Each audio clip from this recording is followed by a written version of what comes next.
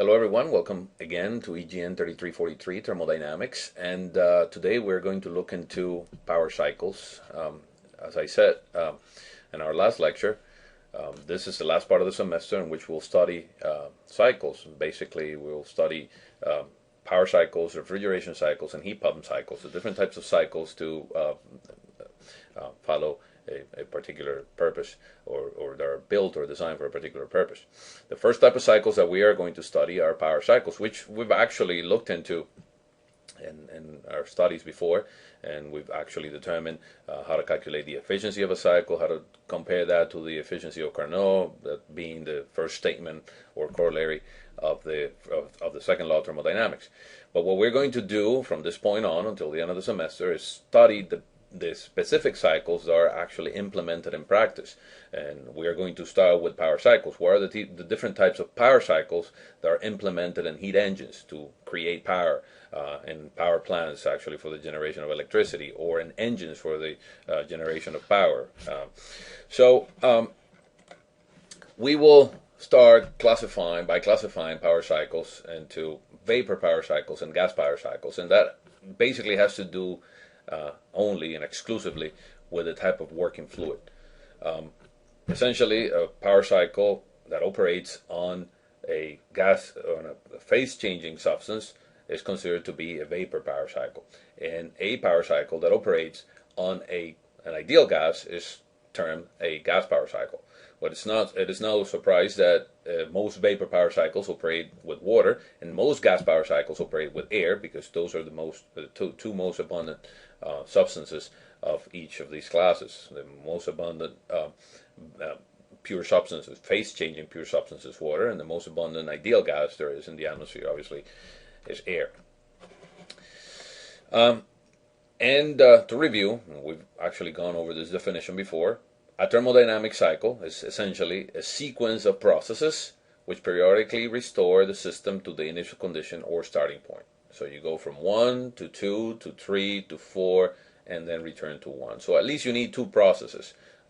You can go from 1 to 2 and then back from 2 to 1, and as long as you go through two different paths, you'll probably be generating some power or using some power for other purposes. But the cycles are implemented and practice consists of 4 or more processes, and they all lead back to the initial condition. That's the definition of a cycle.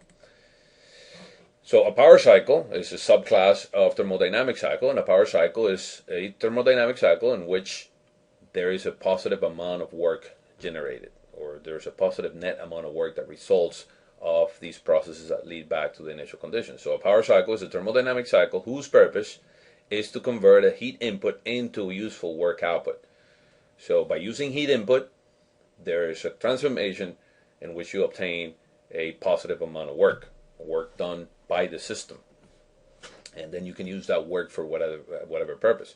For translation, you can use that work for power generation. You can use that work for thrust, in order to produce thrust in a turbo reactor, or for whatever other kind of purpose. But in essence, if you plot a power cycle on a PV diagram, you'll always get a clockwise curve in the set of processes, because if you have a clockwise curve in the set of processes of a cycle, the net amount of work generated is going to be positive, and that's the definition of a power cycle. So in essence, a power cycle is a heat engine. It's the implementation of a power cycle in practice constitute the creation of a heat engine. We already talked about the Carnot engine, for example, and the Carnot heat engine is a theoretical or academic power cycle. It's a power cycle in which we create power by having 4 processes, 2 of which are isentropic and 2 of which are isothermal. And this is something that cannot necessarily be implemented just as is in practice. So that actually leads to saying that the Carnot power cycle is an academic cycle or research cycle. It's something that is ideal, something that cannot be implemented in practice, but it's used as a reference, it's used as a guideline, as a benchmark to compare other cycles. As we know, the efficiency of a Carnot cycle is the highest that there can be between two thermal reservoirs, according to the second law of thermodynamics. So if we compare the efficiency of any other cycle to what a Carnot efficiency will produce between the same two thermal reservoirs, we know that we have a limitation for that value. So some of the essential elements in power cycles constitute the following. Every power cycle has, at a minimum, the following element. You need to have a process or a device that produces work. That does its work by the system, because essentially that's what you want at the end. You want a net amount of work to be positive. You have another device that consumes work, that uses the work. There's work done on the system. This is a negative amount of work. But the sum of these two will always yield a positive number in a power cycle. Okay, so in a power cycle, the work done by the system is always larger than the work done on the system. You also have a process or a system or a device in which heat is absorbed by the system, in which heat is absorbed by the working fluid. Maybe a combustion process, maybe a heat input, any heat input process where the working fluid absorbs energy in the form of heat. That is the heat in process. And you also have to have, or any cycle at a minimum has to have, a heat rejection or heat out process, a process in which the system or the working fluid rejects energy in the form of heat to the surroundings, to another thermal reservoir. And that can to talk about in terms of thermal reservoirs. In some power cycles, each essential element is associated with a different process and or a different piece of hardware. So, for example, in closed cycles, where all these processes occur within maybe a piston cylinder assembly, all of these processes are associated, or all these elements are associated with a process. The element of heat out or heat in or work by or work on are associated with a specific process within the motion of that piston inside that cylinder.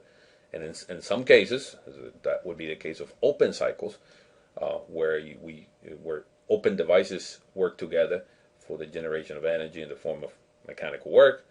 Every one of these processes of heat in, heat out, work on, and work by are associated with a different piece of hardware. So let's see.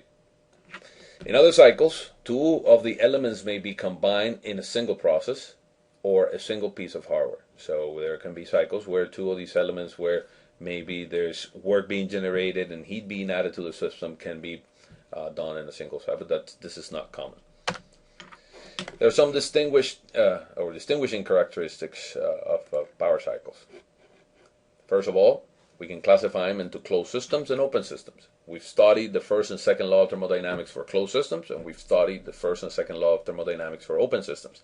And we study how to associate and correlate the thermodynamic properties of a thermodynamic state for closed systems and for open systems. Therefore, we can analyze any set of processes that occur in a closed system and an open system. So we classify power cycles into those that occur within a closed system, let's say a piston cylinder assembly, and those that occur in open systems, such as turbines and heat exchangers and compressors and so on. We also classify them in terms of the nature of the working fluid. That is, some of them are gas power cycles, some of them are vapor power cycles. If there's some phase changing occurring within the processes, whether this is in open systems or closed systems, we call them vapor power cycles. If there are no phase changes, basically everything happens far away from the saturation dome, and the substance that we're using, or the substance that constitute the working fluid, can be considered an ideal gas. This is called a gas power cycle. And also, another distinguishing characteristic of a power cycle is which of the properties is held constant throughout each of the processes in the cycle. Sometimes the pressure will be held constant in a particular process, or the entropy will be held constant in a particular process, and that's how we analyze that specific process within the cycle. If all the processes occur in a single piece of hardware, such as a piston cylinder device, we have a closed system cycle. So we have cycles that occur within a closed system, and we analyze them as if the mass was trapped within a system that changes volume, that changes shape. These are typical of internal combustion engines, like the engine in your car, for example, which are analyzed under the closed system reference.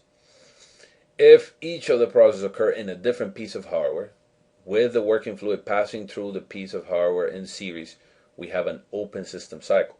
So for example, in a steam power plant or a gas power plant, everything occurs. There's different hardware associated to the different processes. So for example, there's a boiler in which we increase the temperature or the entropy content of the vapor, and then we pass it through a turbine, and then we pass it through a condenser, and then we pass it through a pump to send back to the boiler. That is an open cycle because each of the processes occur in a different device, and each of the processes is analyzed on the point of view or the frame of reference of open systems. If the working fluid may exist in several phases, vapor, liquid, gas, and liquid vapor mixtures, we have a vapor power cycle, regardless of what the substance is. It can be water, it can be a refrigerant, it can be ammonia, it can be anything. As long as there is phase change involved, then this is called a vapor power cycle.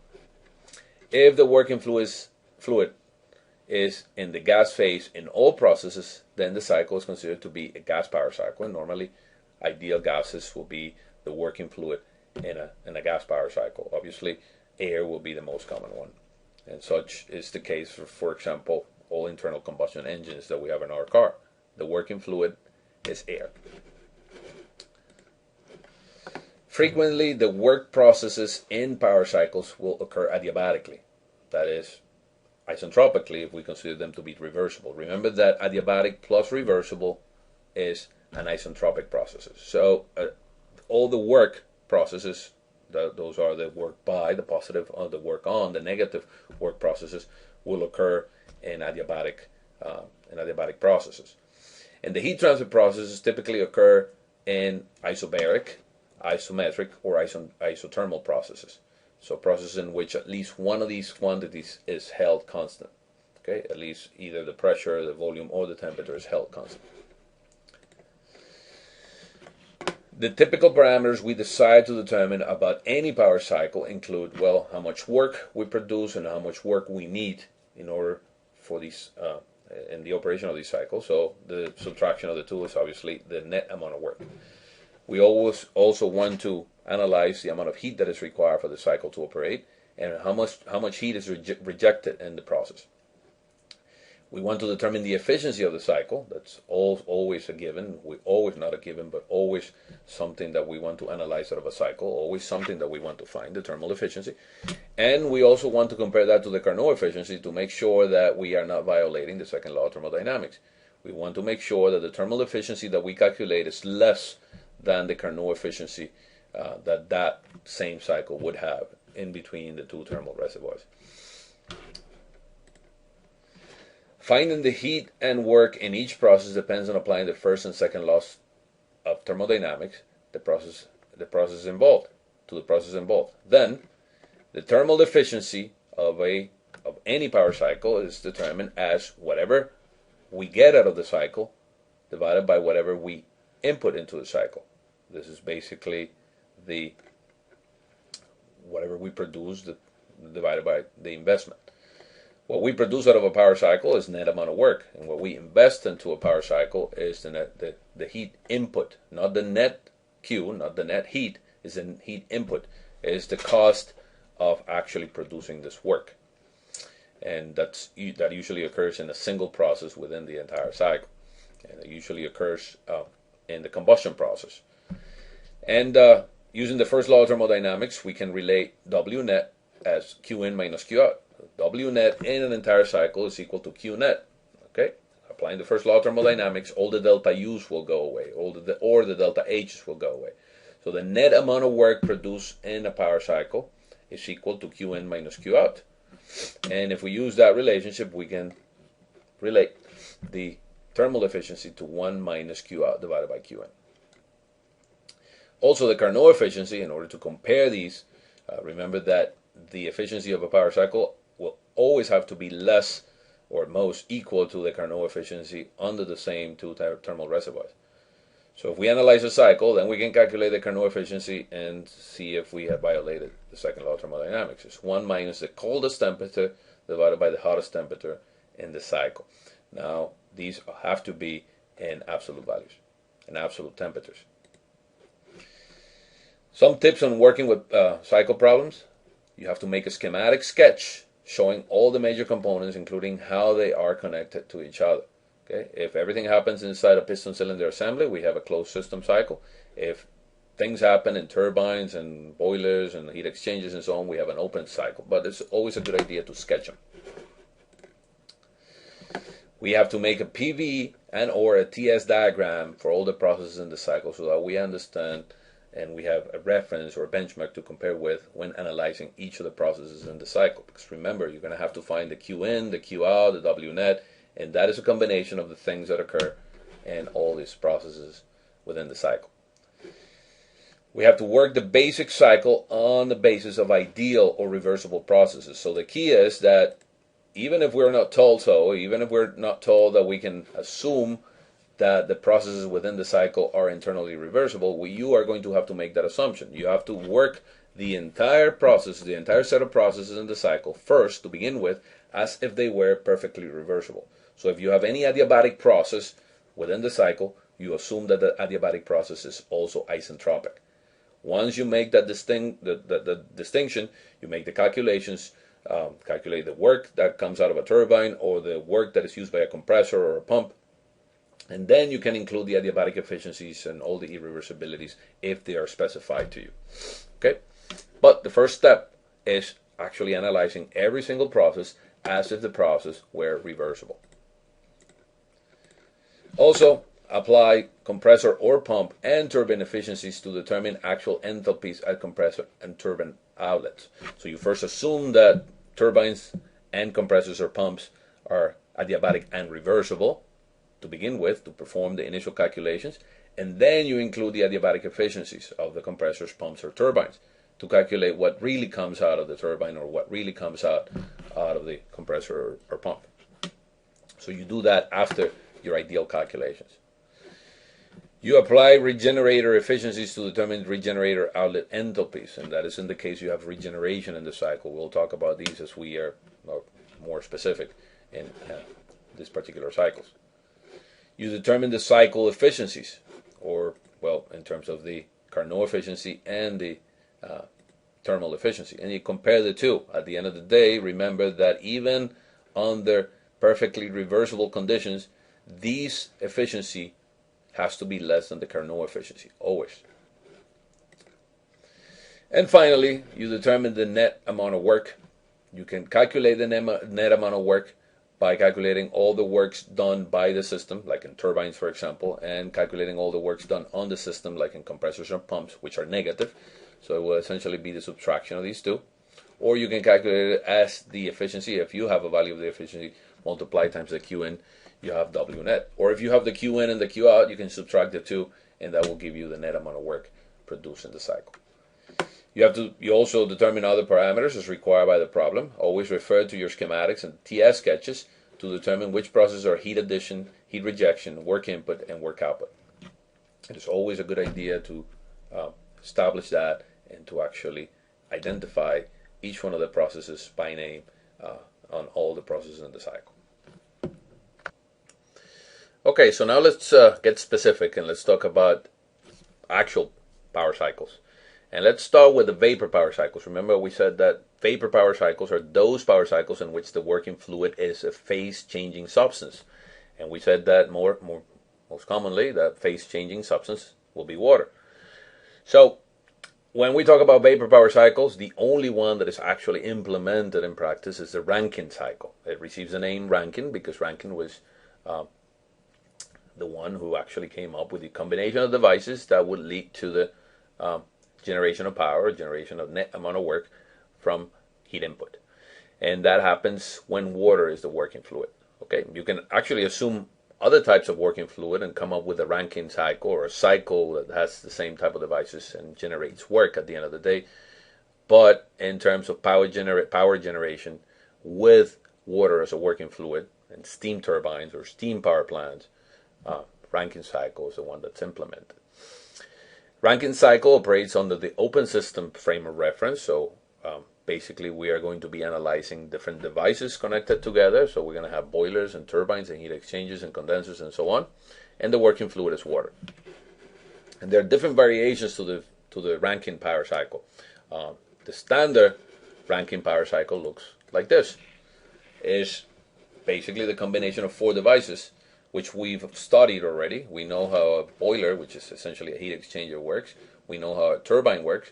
We know how a condenser works, and we know how a pump works. And we know how to apply the different parameters and the different correlations to actually find the unknowns on each one of these different devices.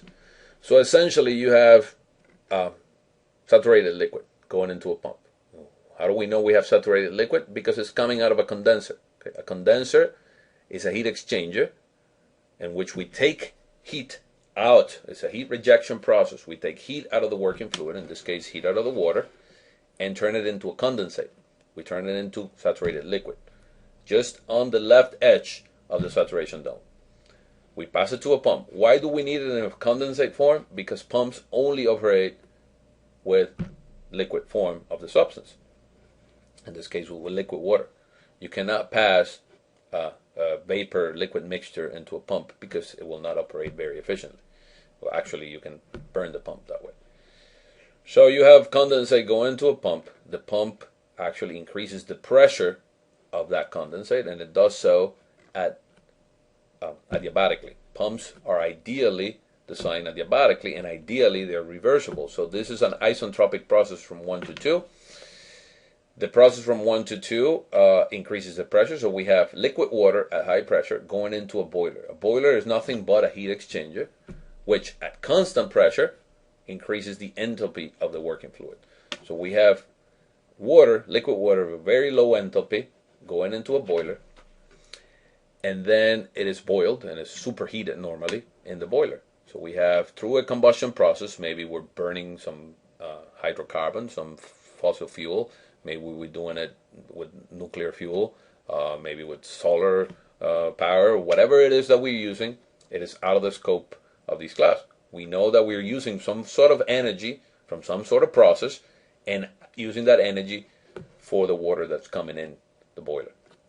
And at the end, that liquid water will turn into superheated vapor. Superheated vapor at high pressure, because normally and ideally you assume that the boiler operates at a single pressure. There's no pressure losses in a boiler.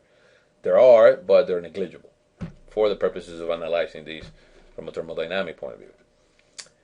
Then that high enthalpy content vapor is passed through a turbine. And we know what a turbine does. It receives a fluid with high enthalpy content, very hot, very high pressure, and it uses that enthalpy content to generate work. So this is the work out process. This is a work generator. This is a work by, positive work in the turbine. And as it generates work, it loses enthalpy. So what comes out of the turbine is usually, it comes in as superheated vapor and it leaves maybe as wet vapor. Okay, maybe it loses pressure, obviously, in the turbine, but it also loses temperature, and it loses maybe, it changes phase to wet vapor. It goes into the saturation dome. Then that wet vapor, that's part vapor, part liquid, goes into the condenser, and at constant pressure, we generate pure liquid water, perfectly liquid water, saturated liquid. And that keeps going over and over and over and over, and that generates power in the turbine. Actually, the net amount of work is the amount of power that is generated in the turbine minus the amount of power that is used in the pump. That is the net amount of work that this cycle will produce. Now let's analyze each one of these separately. But these are the basic components of a standard or basic Rankine cycle. Okay, this is without any variations. We have a pump where negative work is used. We have a boiler where positive heat is added, Q in.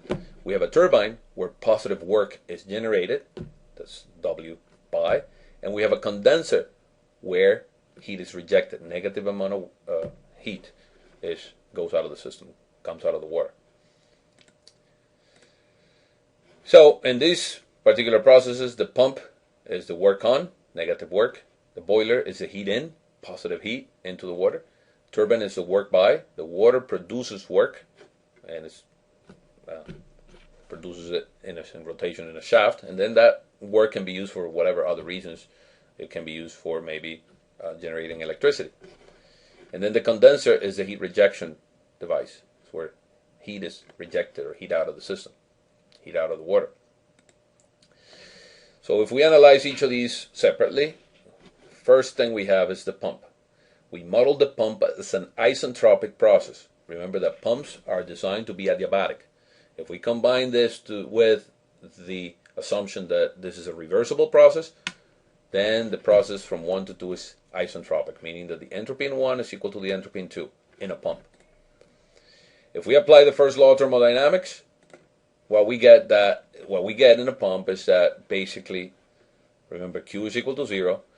Let's assume that we have negligible changes in kinetic and potential energy. The work in the pump is equal to minus delta H. Work is equal to minus delta H, which is essentially H1 minus H2, or minus delta H is H1 minus H2. But also, in a pump, you can assume, because the fluid that goes through the pump is on the incompressible side of the saturation dome, is actually compressed liquid, the inlet is saturated liquid, the outlet of the pump is compressed liquid. Because the fluid is incompressible, you can assume that there's no change in internal energy, and there's no change in density, obviously, or no change in specific volume, and therefore the change in enthalpy can be related directly to the specific volume at the inlet or at the outlet, because it's the same, times the change of pressure. So if we know how much a pump changes the pressure of a fluid, and we know the specific volume of the fluid, of the liquid version of that fluid, let's say water, for example, has a density, liquid water has a density of 1,000 kilograms per meter cube. So we know the specific volume is 10 to the minus 3, or 0.01 meter cubes per kilogram. It's the opposite of the density. And that doesn't change by much. Even if you compress it and keep compressing it, the density of liquid water is always around 1,000, okay, because it's virtually incompressible. So under that assumption, and actually this assumption is very accurate, the work that's required by a pump, this will lead to a negative number, obviously, because the pressure at the outlet of the pump is higher than the pressure at the inlet of the pump. The pump is designed to raise the pressure of the working fluid. So delta P is negative. P1 minus P2 is actually a negative number. So the specific volume times P1 minus P2 is the work required by the pump to operate. And then we can use that to actually calculate the enthalpy at the outlet if we need it for something else. In the case of the boiler, which is the heat-in process, it's a process in which heat is added to the water by whatever means of combustion, or burning of a fossil fuel, or maybe radiation or nuclear radiation, whatever means. We model this process to be an isobaric process, constant pressure from 2 to 3. That's how we model it. That doesn't mean that that's the case in reality. There's a pressure loss, obviously, because these are pipes going through a heat exchanger, and there's going to be pressure losses in the water, but we assume that those are negligible. If we apply the first law of thermo to a boiler, we know that there's no shaft. We neglect kinetic energy changes and potential energy changes, and then we find that the heat added to the system, or the heat added to the water, Qn, is equal to delta H, which is H3 minus H2. In the case of a turbine, we've modeled many turbines using the first law of thermodynamics for open systems, and we found that we can model these as constant entropy or isentropic processes. Turbines are designed to be adiabatic devices. So if you combine that with reversibility, adiabatic plus reversible is isentropic. If we apply the first law of thermodynamics to a turbine, Q is equal to 0. Let's neglect kinetic energy and potential energy changes. And again, the work on the shaft of a turbine is equal to negative delta H. This negative passes to the right-hand side. Or basically, H in minus H out. H3 minus H4. We expect that work to be positive because the turbine is a work-producing device. And obviously that's going to be the case because the enthalpy at the inlet, H3, is much higher than the enthalpy at the outlet. The turbine is designed to use the enthalpy out of the working fluid and create power with it. And finally, the condenser. The condenser is just a heat exchanger. The heat exchanger is actually designed to be an isobaric device. There's no pressure loss in this heat exchanger. So we get the extract out of the turbine. That extract is going to normally be wet vapor. We still have high temperatures. We still have some phase change, some vapor content, but it's low pressure because it's what comes out of the turbine. what we want to do is get rid of all that vapor, and we then use a condenser, which is basically a heat exchanger, in which we reject energy. Energy is taken out of the water and rejected to the surroundings, to a cold temperature reservoir in this case. And what we extract out of it is pure condensate. It's perfectly liquid water. It's actually perfectly saturated water. So basically, if we apply the first law of thermodynamics, knowing that there's no shaft in a condenser, neglect kinetic energy and potential energy terms, the amount of Q, or the heat transfer, in a condenser is equal to the delta H. H1, which is the outlet, minus H4, which is the inlet.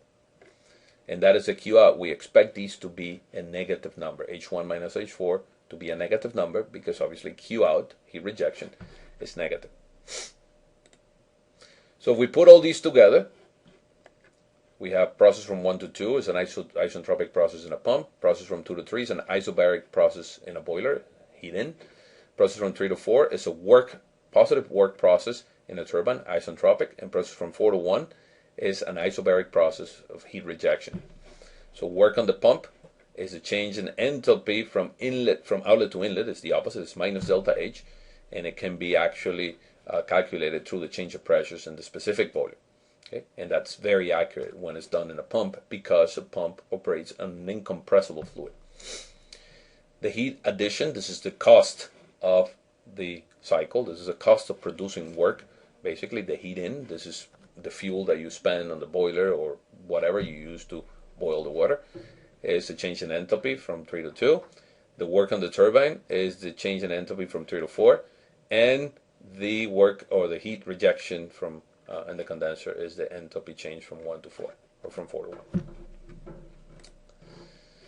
So observe from these series of equations that all the parameters we decide to determine about the cycle may be found if we know the enthalpies at all significant points, or at all states. So if we define 1, 2, 3, and 4 as states, and we have some quantities such as temperatures and pressures at all these states, we can use a state postulate that says if you know two things at a state, then you know everything else. The only thing that we need is the enthalpy. If we have enough information to find the enthalpies at all the states, then we have enough information to calculate everything we need about the cycle, which is Q in, Q out, W net, and efficiency. So finally, let's see how a basic Rankine cycle plots in a TS diagram. This is a temperature entropy diagram, and this is a typical temperature entropy diagram for water, for liquid water. For water. And the liquid is to the left of the saturation dome, superheated vapors to the right of the saturation dome. These are the isobaric lines. These red lines crossing the saturation dome are the isobaric lines. So we start with state number 1, which is saturated liquid. It's what comes out of the condenser, perfectly saturated liquid. The pressure is raised isentropically. That's why this line is vertical. Entropy doesn't change from 1 to 2, ideally. Process from 1 to 2 is isentropic. Then process from 2 to 3 occurs at constant pressure. It's a constant pressure isobaric process of changing or increasing the enthalpy. Isobaric of increasing the temperature and enthalpy of the water. Not only that, we do that through phase change. We go from compressed liquid through wet vapor all the way out of the dome to the right to superheated vapor. Then the process from 3 to 4 is a turbine. In the turbine, we isentropically, that's why this line is vertical, isentropically reduce the pressure of the working fluid, use that enthalpy to produce power. So the process from 3 to 4 is a positive power process, and it occurs ideally at constant entropy. And then the process from 4 to 1 is the process of condensating. It's a condenser. It's a heat rejection process. So notice it goes to the left in a TS diagram. Going to the left meaning heat out. The entropy is going down from 4 to 1. From 4 to 1, the entropy is going down. The only way that entropy can go down is by rejecting heat, by the system rejecting heat. And that is the cycle. The area under the curve is Q net. The process from 2 to 3 is Q in process. The process from 4 to 1 is Q out process. In the process from 1 to 2, there's no Q, and the process from 3 to 4, there is no Q. It's an isentropic, obviously then isobaric process. Isentropic, and therefore adiabatic process. Okay. All right, now let's look at an example of the implementation of the idea of the basic Rankine cycle. We have water as the working fluid in a basic Rankine cycle. Basic basically means just 4 steps or four processes and 4 states: condenser, pump, boiler, and turbine. We are being told that what comes out of the turbine is steam at 80 bar and 480 Celsius. So that's the superheated vapor that comes out of the boiler and goes into the turbine. The condenser pressure is 0.08 bar. Okay, that is the pressure basically at the end of the turbine. The turbine expands the water from 80 bar to 0.08 bar, so 1,000 times basically. And it does so isentropically. And then water at the 0.08 bar comes out of the turbine and it goes into the condenser, and the condenser produces condensate at the same pressure because the pressure doesn't change in the condenser. We are told that the net power output of the cycle is 100 megawatts. So this is part of a large power plant, and it produces 100 megawatts of power. That is the net power. That is power produced in the turbine minus the power that is required in the pump, which is usually very small compared to the power of the turbine. It's almost negligible. And we're asked to determine the Carnot efficiency, the thermal efficiency, compare the two, and also the thermal efficiency of each cycle, and if the adiabatic efficiencies of the pump and turbine are 0.7 and 0.8 respectively. So assuming isentropic processes in the pump and the turbine, we calculate the thermal efficiency, and then assuming some irreversibilities in the pump and the turbine that lead to adiabatic efficiency of 0.7 and 0.8, then calculate the full thermal efficiency of the cycle. So we start by essentially filling a table. It's a table in this case that even if we don't need all these quantities, let's fill it out completely so that at the end we can use what we need to calculate what we're being asked. In this case, we're being asked about efficiencies. Okay, and we know that in order to calculate efficiencies, we need Q ins and Q outs. In order to do that, we need enthalpies. Okay, the information that we're given is that at the turbine inlet we have 80 bar and 480 Celsius, and what comes out of the turbine is water at 0.08 bars. We know that that pressure is the same at the condenser outlet or what comes out of the pump inlet, 0.08. So these information, although it wasn't given to us, we can deduce from the information that is given. The condenser pressure is 0.08. That would be the same pressure at the outlet of the condenser. And then it goes into the pump at 0.08 and it comes out at 80 bar of pressure. The other information we have, and we always have, is that at the outlet of the condenser, which is the same as the inlet of the pump, the quality is equal to 0. The quality of the condensate is equal to 0. It's perfectly saturated liquid. All right, so let's use this information and see if we can fill out this table. First thing we're going to do is look at the information of state number 3, because that is the state in which we have the most information. We have 2 properties in that state. That means, according to the state postulate, we can calculate everything else we need. And what is it that we need? Well, the enthalpy. The enthalpy is the only thing we need, but we're also going to calculate the entropy because we're going to use that entropy to pass it to the other states in isentropic processes, that is. So let's look at let's go back one slide. At the pump inlet, we have a pressure of 0.08 bar, and we have a quality of 0. So all we have to do is go into the saturated water table at 0.08 bar. We know that temperature is 41.51. We know that that's saturated liquid, so the temperature corresponds to the saturation temperature at 0.08 bar. The volume, if we need to find it, is the volume of saturated liquid, 10 to the minus 3. Energy of saturated liquid, enthalpy of saturated liquid, and entropy of saturated liquid. So we just write those values in there: SF, HF, UF, and BF if we need it. Also, we are told that the exit of the boiler or the input of the turbine is 80 bar and 480 Celsius. At those conditions, we know it's superheated. We go to the superheated tables and we look for the enthalpy and entropy. So we use those values, enthalpy and entropy, for state 3 and state 1, and partially fill out that table.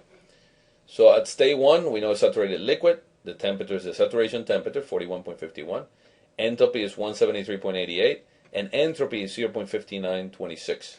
At state 3, we have 80 bar and 480 Celsius. This is superheated, so quality doesn't have a number. It doesn't exist. Enthalpy is 3348.4. Entropy is 6.6586. Now, because we assume that the process in the pump and the process in the turbine are both isentropic processes, ideally, they're not only adiabatic but also reversible, we are going to take that entropy that we calculated for 1 and pass it over to 2, and we're going to take that entropy that we calculated at 3 and pass it over to 4. 4 is the outlet of the turbine, 2 is the outlet of the pump. So we call those state 2s and 4s, not state 2 and 4, state 2s and 4s, the isentropic states, 2s and 4s. So now, in state 4, not only we have the pressure, but now we have the entropy. That means that we can calculate whatever we need in state number 4. Okay? So let's go and check out state number 4 and see how that works. State number 4, let's see if it's wet vapor or superheated vapor. Remember that state number 3 is superheated. And in the turbine, we go down isentropically on the TS diagram, and if we go down enough, we get into the saturation dome, and we're going to see if we in fact got into the saturation dome. So all we have to do is check at 0.08 bar, we have to check the entropy of saturated liquid and the entropy of saturated vapor. The entropy of saturated liquid at 0.08 bar is 0.59, and the entropy of saturated vapor is 8.22. Since the entropy of state 4 is in between those two values, then we have a quality in state 4. We went into the saturation dome, so the exit or the output of the turbine is wet vapor. And as wet vapor, we calculate the quality. This is the known entropy. This is this saturated liquid entropy, saturated gas entropy, and saturated liquid entropy. That leads to a quality of 79.44%. So the fluid coming out of the turbine is 79.44% vapor and 20.56% liquid. Okay? And mass. That's the proportion of mass.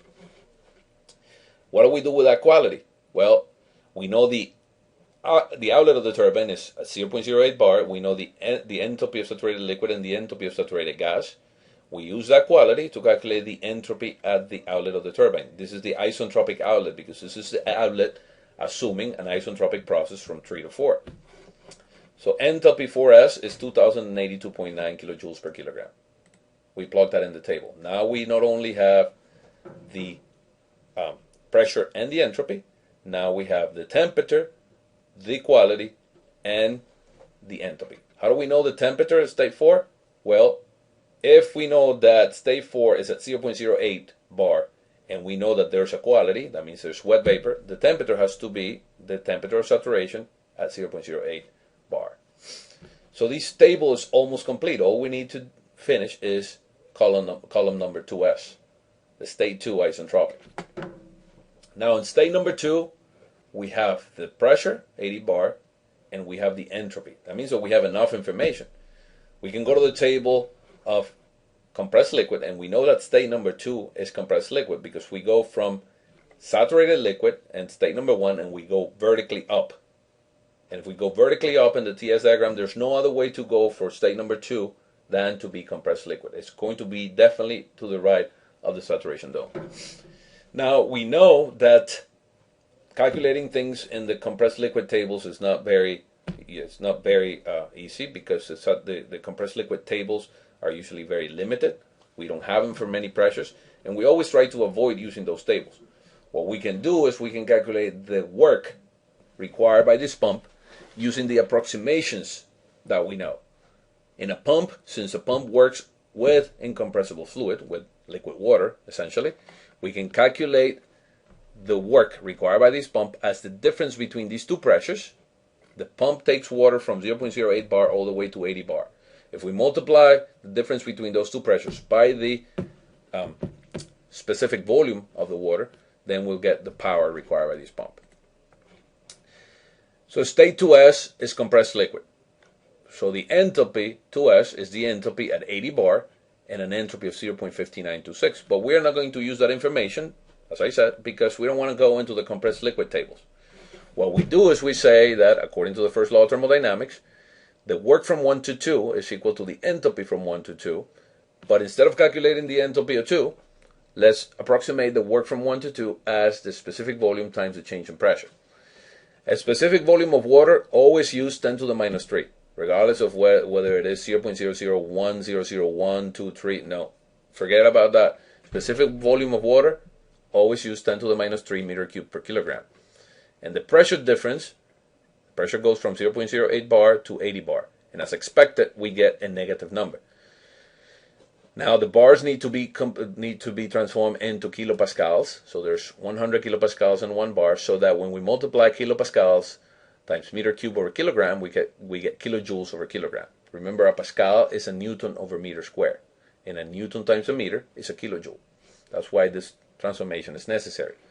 So at the end of the day, the work required by this pump, the isentropic work required by this pump, is minus 7.992 kilojoules per kilogram. That means that we can solve for the enthalpy 2.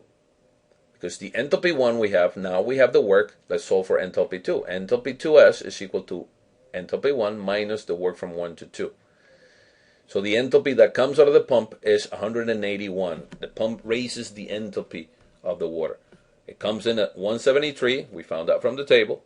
That's saturated liquid at 0.08 bar. And it comes out at 80 bar, and it comes out with an enthalpy of 181. It doesn't raise the enthalpy by much, only by 7.99 kilojoules per kilogram, but it does raise the enthalpy. So we plug these values on the table, and now the table of the isentropic, of the ideal basic Rankine cycle, is completed. So having all the enthalpies means that now we can calculate efficiencies and so on. Let's calculate all the powers, all the works.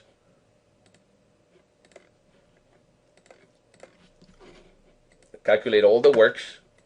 In this case, the work on the pump is a work from 1 to 2, which we already calculated using the change of pressures in the specific volume to be minus 7.992. The Qin is the Q in the boiler. It's H3 minus H2. Okay, we're doing so with the isentropic state, and that would be 3,166.53. The work on the turbine is minus delta H from 3 to 4, which is H3 minus H4. That's 1,265. So we invest 3,166 kilojoules of energy we put in for every kilogram of water that passes through the boiler by burning fuel or whatever, and we obtain 1,265 kilojoules of mechanical energy coming out of the turbine. And to this we have to subtract the work on the pump to calculate the net amount of work. And Q out is the Q.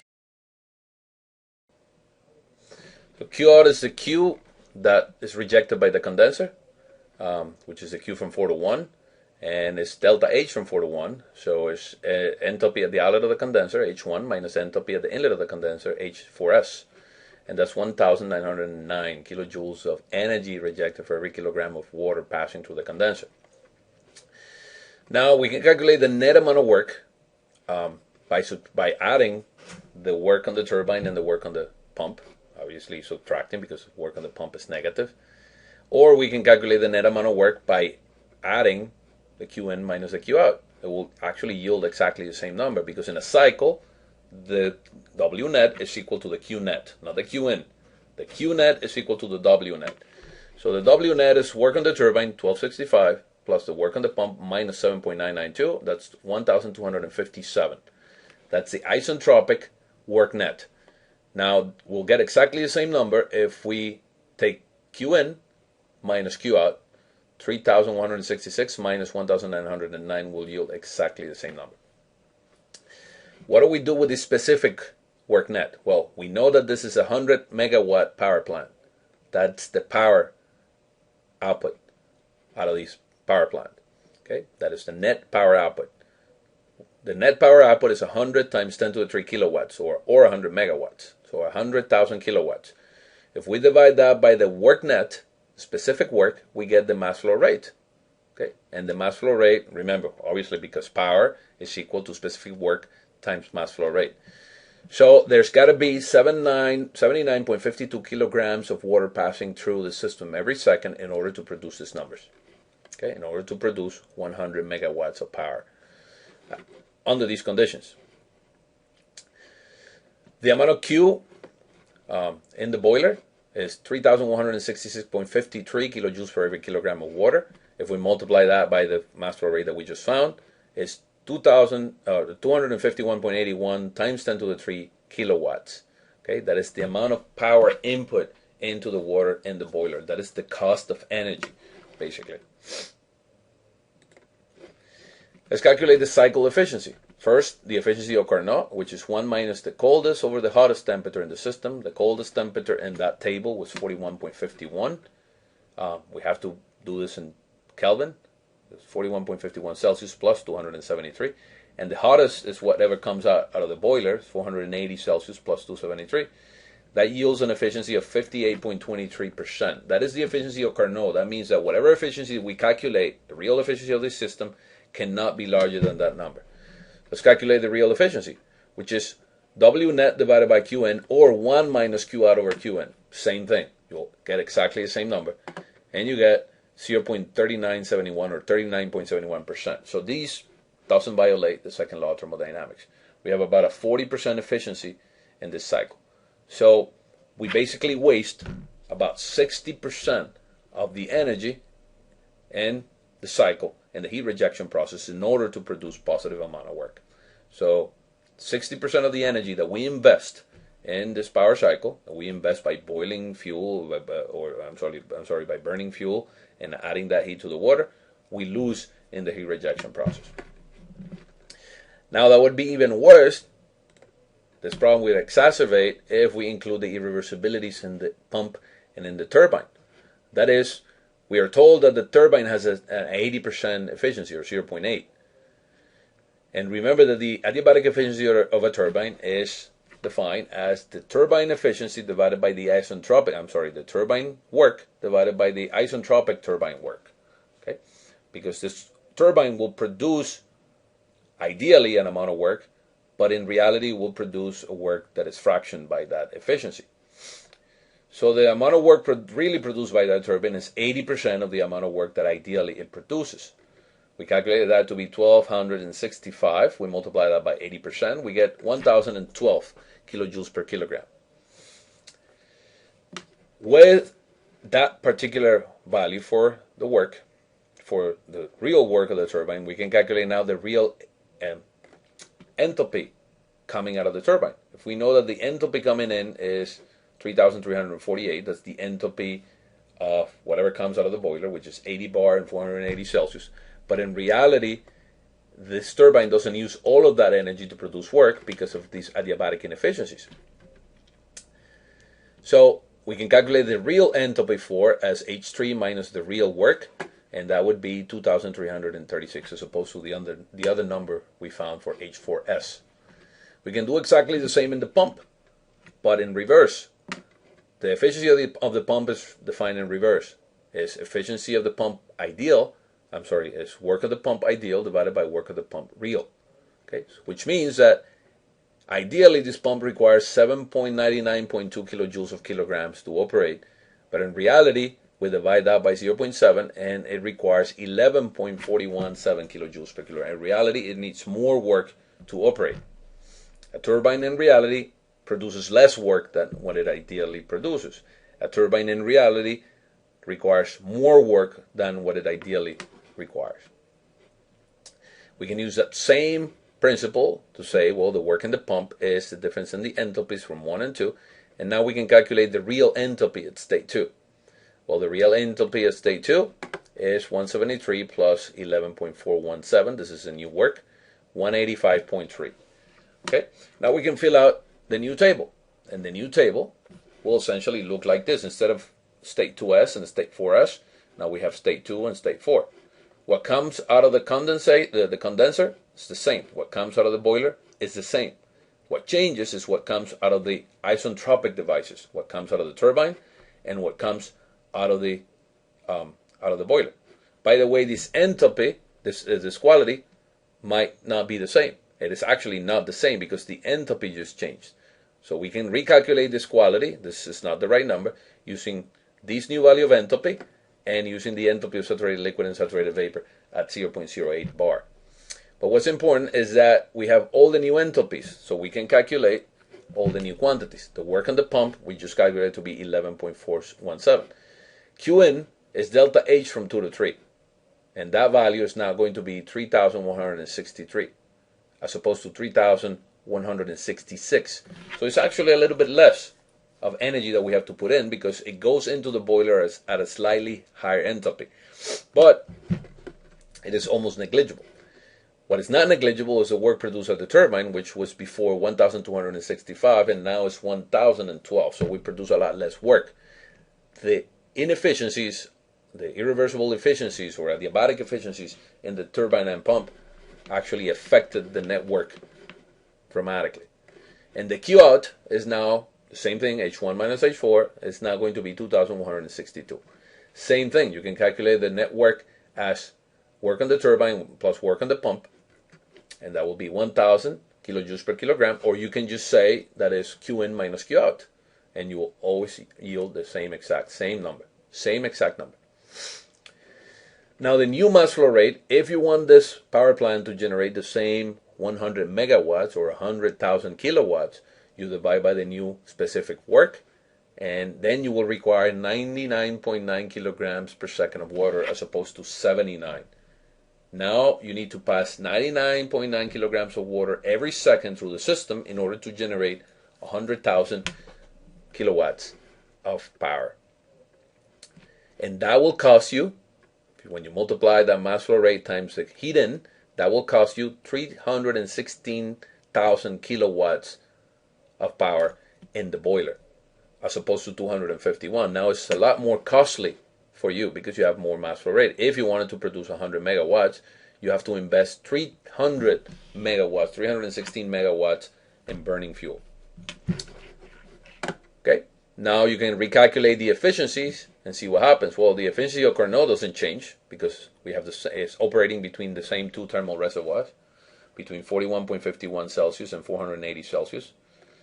But the actual efficiency of the system or of the cycle is the new work, which is 1,000 kilojoules per kilogram, and the new Qin, which is 3,163 kilojoules per kilogram. And as opposed to 39% efficiency, now this system or this cycle yields 31.65 efficiency. It loses a lot of efficiency because of the efficiency in the turbine and the efficiency in the pump. Well, the efficiency in the pump doesn't affect this so much. It's the efficiency in the turbine that actually produces the changes in the final efficiency in the cycle. So this means that now the cycle is losing almost 70% of your investment. It's losing it in heat rejection and irreversibilities.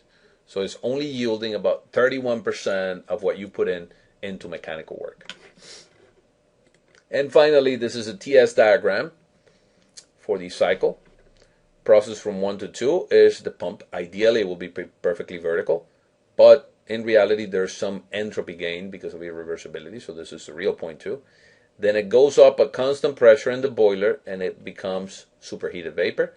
Then from 3 to 4, ideally goes down isentropically from 2.4. It has some quality, but in reality, it goes down with some change in entropy, 2.4. Always positive. It's still not the adiabatic process, but now it's irreversible, so it goes to the right. And then it closes from 0.4 to 0.1 as an isobaric process, constant pressure, so it goes into the same isobaric line to saturated liquid.